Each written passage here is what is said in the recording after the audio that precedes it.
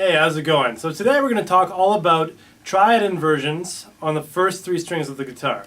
Now for these examples, I'm only going to use major and minor inversions. I'm not going to go into diminished or augmented because those are more advanced and we don't need to use those right away.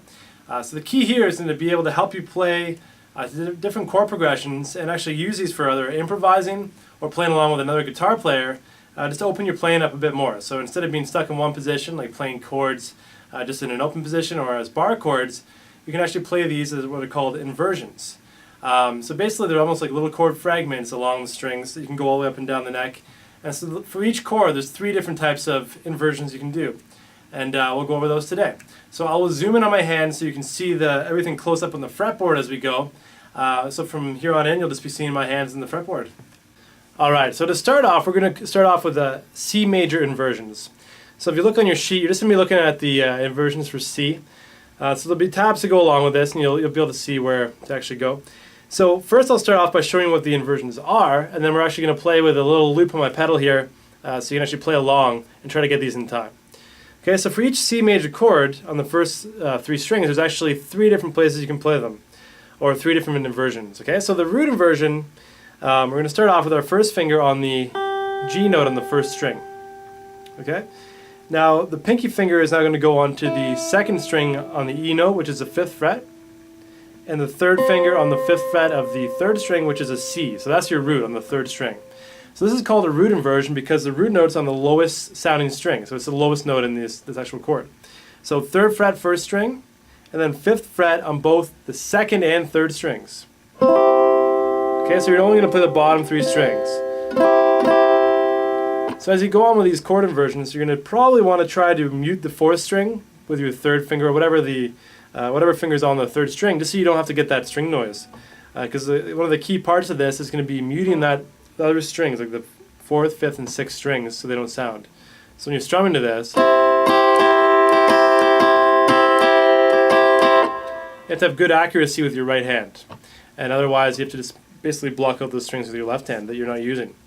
Okay, so that's your first inversion, or root inversion, sorry. Now to go to the first inversion, all this means is that instead of the root note, which is C, being on the smallest string, so on the lowest string, 3rd string in this case, we're going to put the 3rd note in the scale, or what we call the third interval, on the lowest note. Okay, so in this case, C major chord, the 3rd interval is an E. Now that E note happens to lie on the 9th fret of the 3rd string. So that's where we use our middle finger. And the 1st and 2nd strings are both going to be at the 8th fret. So you have to bar the 1st finger across the 8th fret there. So see that shape right there? 9th fret, 3rd string, which is your 3rd note, or E, in the chord. And then the 1st finger on the 2nd and 1st strings at the 8th fret. Okay, so you have root inversion, first inversion. Now the next shape we're going to go to is second inversion, which means from the chord it's the 5th note in the scale, or the 5th interval, that is on the lowest sounding string. So it's going to be on the 12th fret, which is a G. So the notes C, E, and G make the chord C major. C being the 1st, or the root, E being the 3rd, and G being the 5th. So root, 3rd, and 5th make a chord. Okay? So we're going to go up to the 12th fret, like I said again. That's at the 3rd string, 12th fret, 1st finger. Now you're going to put your ring finger, or 3rd finger, on the 13th fret of the 2nd string. And your middle finger is going to go on to the 1st string, 12th fret. Okay, so this is almost like a D chord shape that you played down here. Moved up to the 12th fret though. So we have the 12th fret, 1st finger is a G, 3rd finger, 13th fret, 2nd string, which is a C, and middle finger on the 12th fret of the 1st string. Okay, so this one we have G, C, E, with the 5th being on the bottom. So we have root inversion, first inversion, second inversion. Okay? Now for this example that I'm going to get you to play over, it's just going to be a C major chord vamp, but we're going to play each inversion for 4 beats. So root inversion for 4 beats, first inversion for 4 beats, second inversion for 4 beats. And what we'll do to make it more symmetrical, come back to the first inversion for another 4 beats. So it's 1, 2, 3, 4, 2, 3, 4, 2, 3, 4, 2, 3, 4. So I'm just going to put my loop pedal on here for that same chord and try playing with me, okay? 1, 2, 3, 4.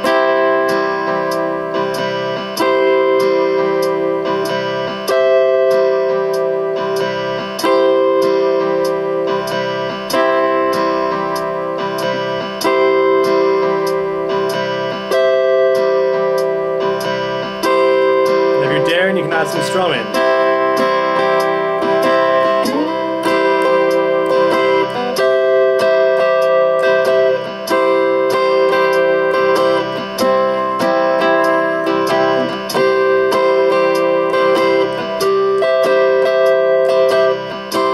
You can also pick the notes or arpeggiate them.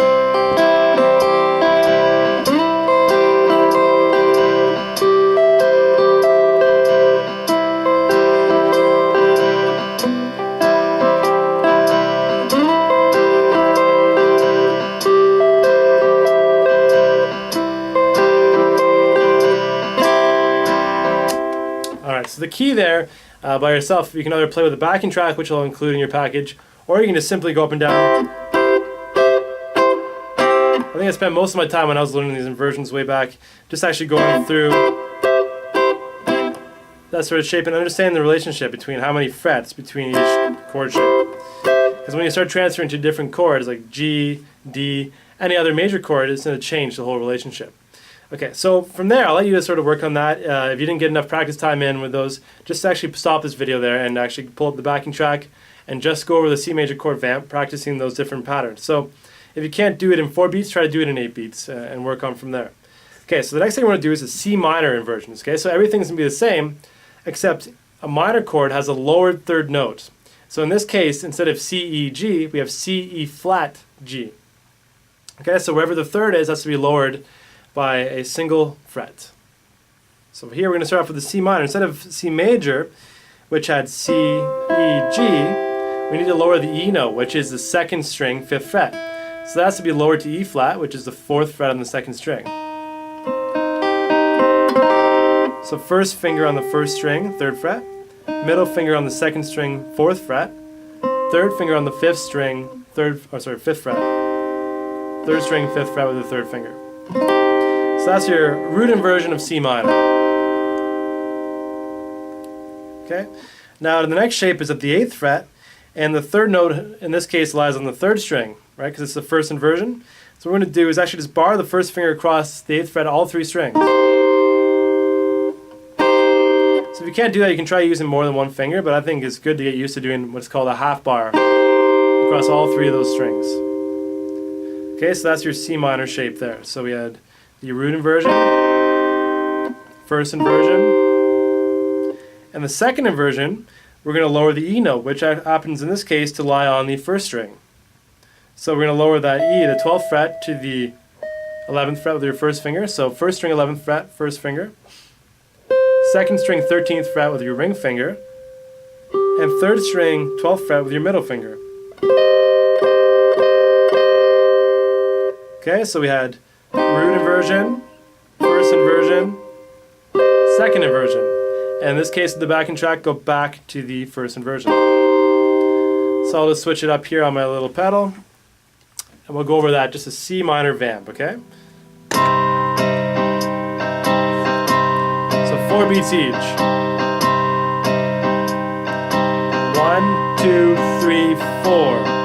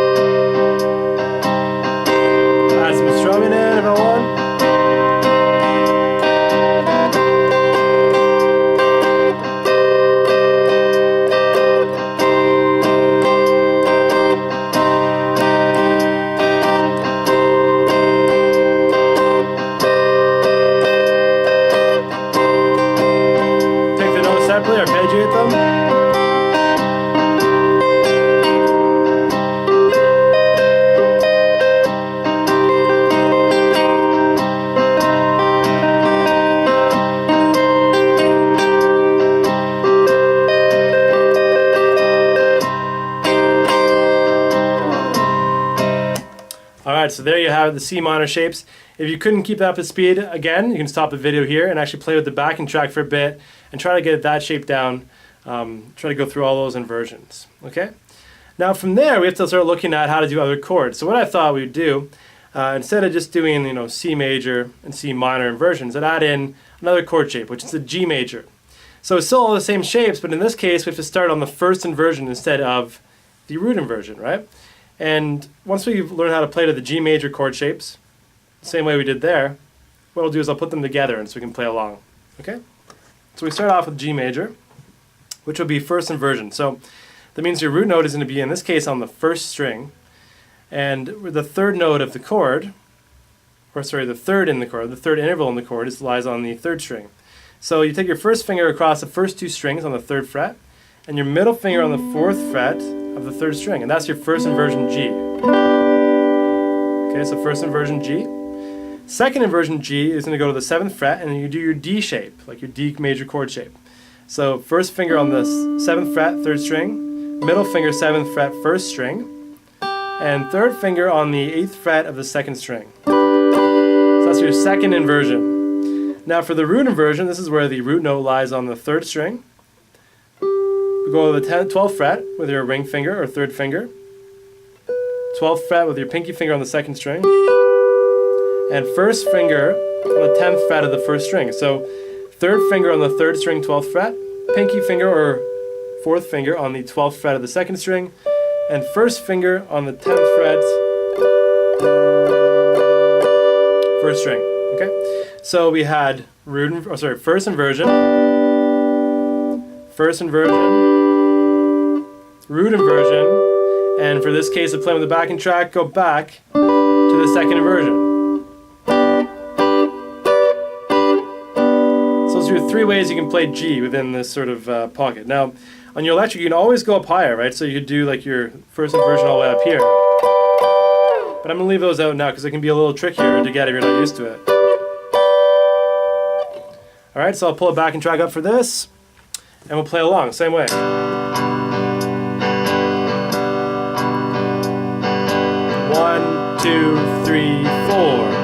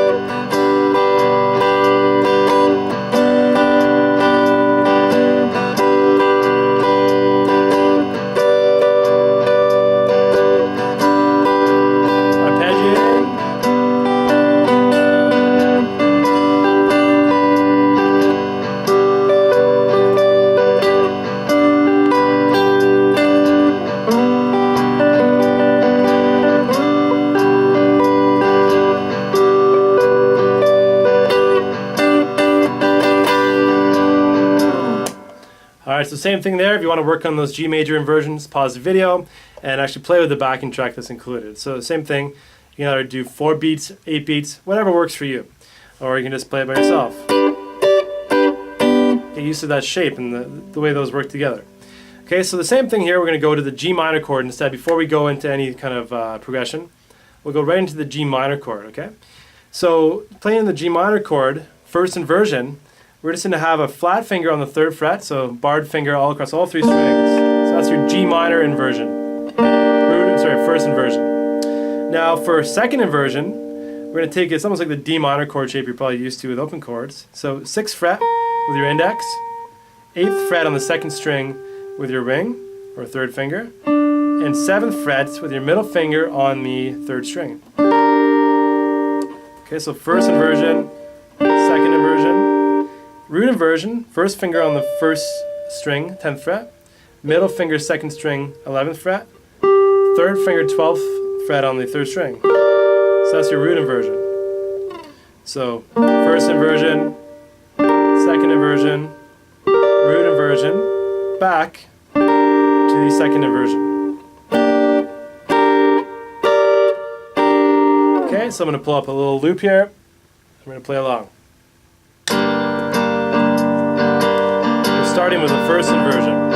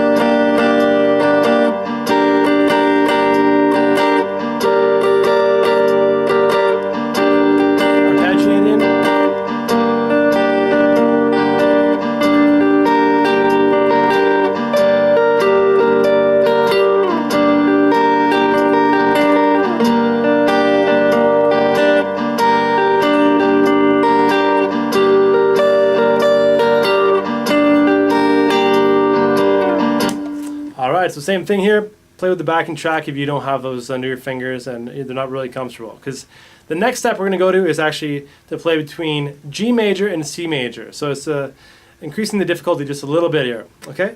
So what we're going to do is the best way I find to do this is to start off nice and low on the guitar. So in this case I'll go to the lowest inversion of G, which is the first inversion. Okay? And from there move on to the root inversion of C. And slowly work our way up, go one shape at a time, the closest shape to it, ascending, I'll say basically up the neck as we go. So first inversion G, root inversion C, then we'll go to second inversion G, and then in this case we'll go to first inversion C,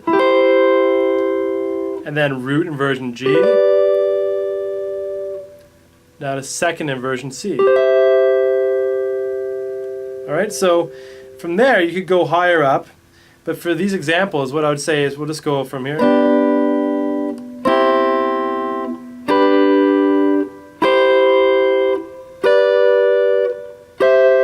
back down.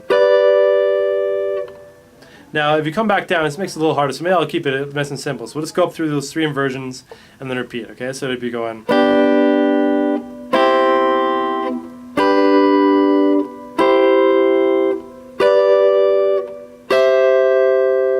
and back to the start, just to make it easy to start off, okay? Now you can also practice these in reverse.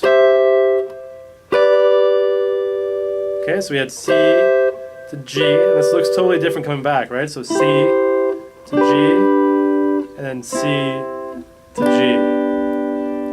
So this can make some cool sounding lines.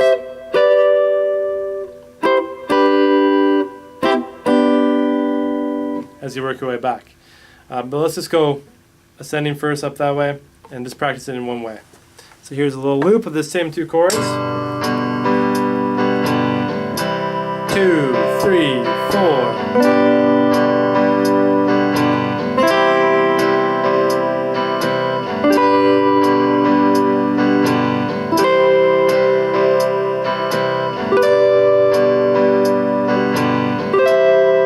Back to the start.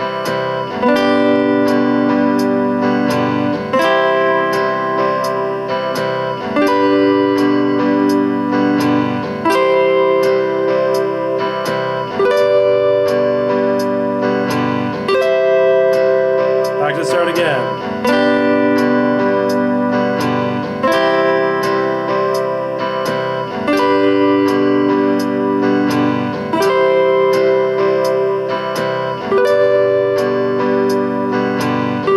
One more time from the start.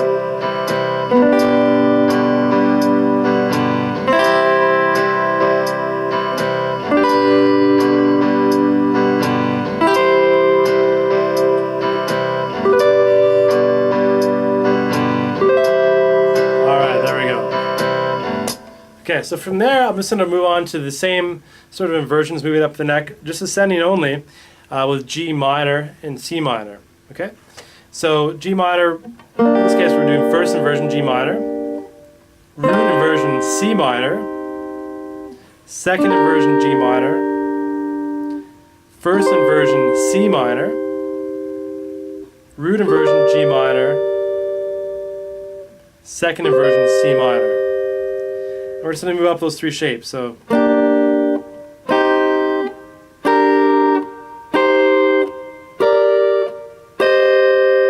and back to the start. So I know these are a lot more difficult, and you may want to work with the backing tracks a bit more to get these as you go. So you might find it really hard to, your fingers fumbling as you go through this.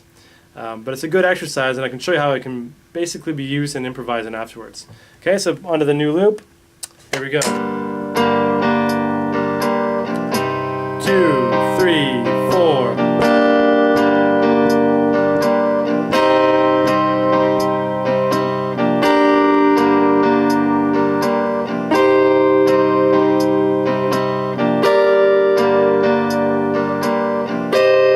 Back to the start.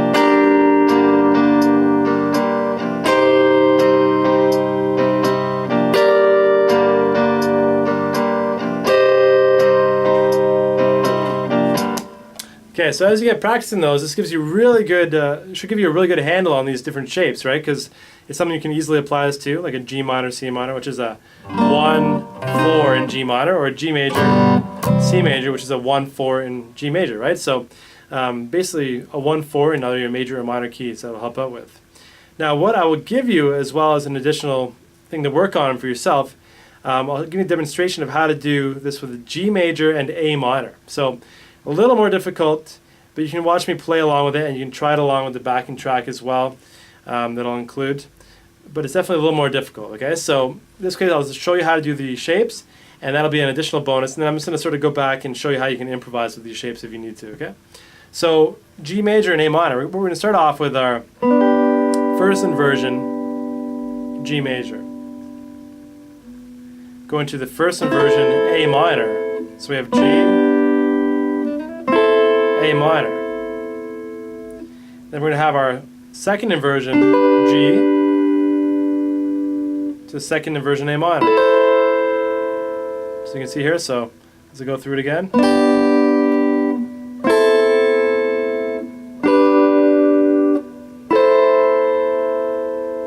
And then we'll do the root inversion G and root inversion A minor. So this one has the same inversions as we go, so like first, and then we're going to have second, and then we'll have the root. So going from major to minor all the way up, right? So as you go through it, like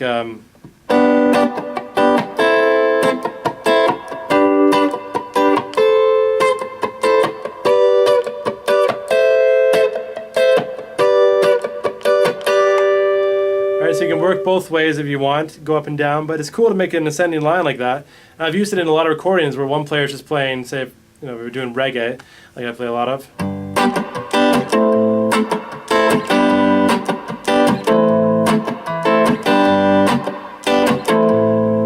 So doing something like that, I can actually add this stuff on top. And I'll show you an example by making a loop here. So.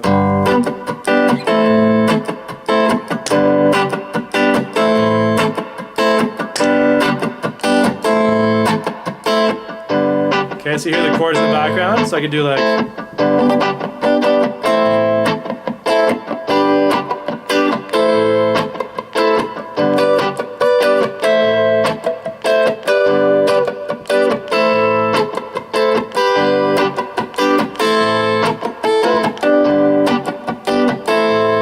So it makes it a little more interesting, right?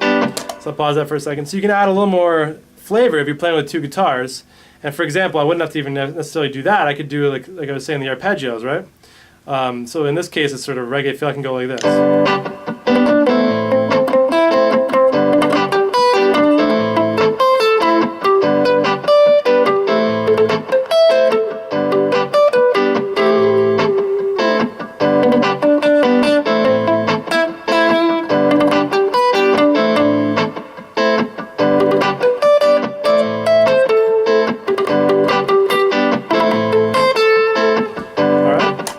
So an example, I'm just picking the notes and making some cool fast little picking notes there. Sort of go with the reggae style, but you can also do some good improvising with this kind of style, right? So what you want to do is, a lot of times we think of scales as we go, but using chord tones is much more effective, and it'll bring out like the best in your soloing. So if I go through the same thing like this, and using chord tones and then trying to embellish the chord tones, so I'm not thinking of scales necessarily. Now if you have a good visual of all your scales, you can use them, but here I'm going to add some extra passing tones aside from the chord tones, to make it sound really cool. So take a listen here as I go. I'm basically going to use the chord tones as a bass, going up and down, G major and A minor, but add some other notes in, and it should sound pretty cool.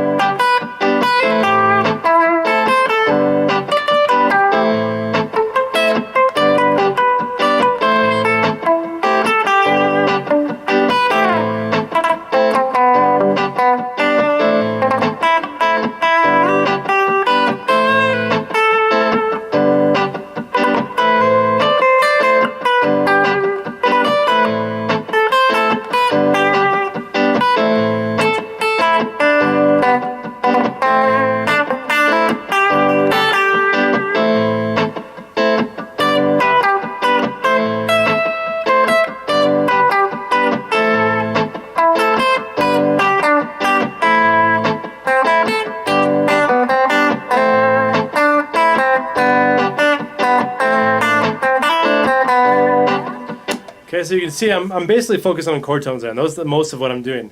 But if you sort of sit in one position, say we wanted to sort of look at just the, say, first inversions, right? I can really get into playing around with the chord tones and playing with passing tones. So take a look here.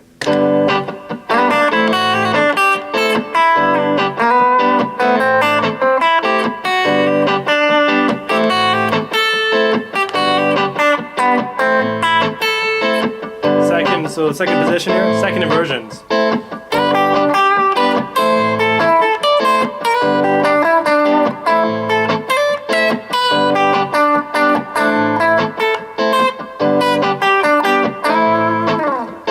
So same idea as we go through that. And really, you just sort of play around with your own position and make some cool melodies. And I think that's the best thing. You can just sort of use that to create an awesome melody. And that will basically bring out the best of the chords, right? Because you're emphasizing the chord tones. And in the case of a solo, that's always what will sound good, the chord tones. So usually between chord tones and dissonance, the good chord tones will actually have a good resolution, whereas the dissonance, which are the notes not in the chord, are going to create that tension you want. But you really want to focus on the chord tones. So play around, see what you can come up with. That's sort of my demonstration of what you can do with this. But try with all the backing tracks that we worked on today. You'll have them all in your Dropbox. So you'll have basically all the C major inversions, all the G major inversions, basically G to C major, and then G minor to C minor. And you can also work on G major to A minor. So you'll have tabs for all those diagrams, backing tracks, all that you can work with. So really it's up to you at this point to put the work in and get good at these shapes. Because I know once I got good at this kind of stuff, it opened up my world a lot more. So I can do this on the second, third, and fourth strings now. I can basically do it on every single string, the same idea. And it really will bring out your soloing. Like it's the best thing to do. So hopefully you got a lot out of that lesson. There's a lot more to learn with this, but it's really just sort of scratching the surface. Take your time with this stuff because there's a lot to learn.